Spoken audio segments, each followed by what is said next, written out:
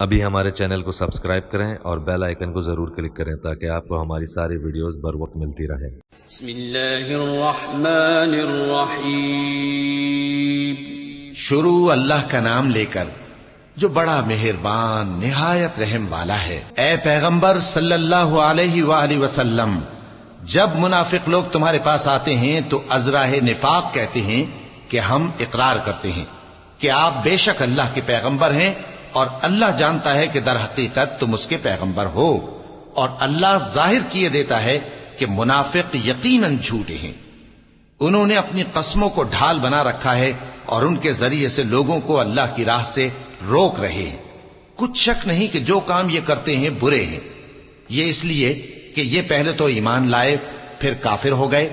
تو ان کے دلوں پر مہر لگا دی گئی، سو اب یہ سمجھتے ہی نہیں۔ اور جب تم ان کے تناسب اعضاء کو دیکھتے ہو تو ان کے جسم تمہیں کیا ہی اچھے معلوم ہوتے ہیں، اور جب یہ گفتگو کرتے ہیں تو تم ان کی تقریر کو توجہ سے سنتے ہو، گویا لکڑیاں ہیں جو دیواروں سے لگائی گئی ہیں، بزدل ایسے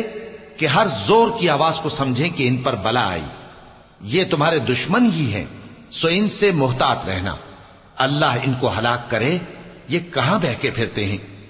اور جب ان سے کہا جائے کہ آؤ رسول اللہ صلی اللہ علیہ وآلہ وسلم تمہارے لیے مغفرت مانگیں تو سر ہلا دیتے ہیں، اور تم ان کو دیکھو کہ تکبر کرتے ہوئے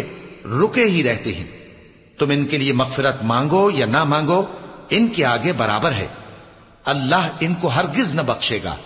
بے شک اللہ نافرمان لوگوں کو ہدایت نہیں دیا کرتا۔ یہی ہیں جو کہتے ہیں کہ جو لوگ رسول اللہ صلی اللہ علیہ وآلہ وسلم کے پاس ہیں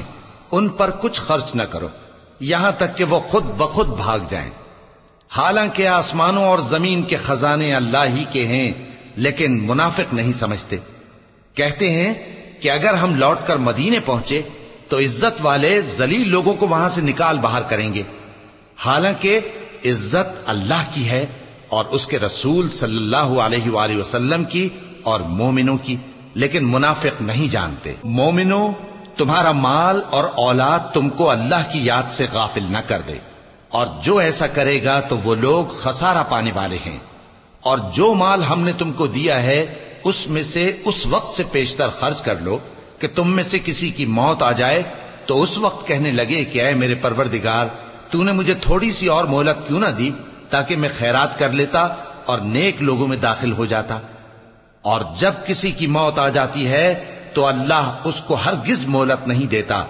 اور جو کچھ تم کرتے ہو اللہ اس سے خبردار ہے۔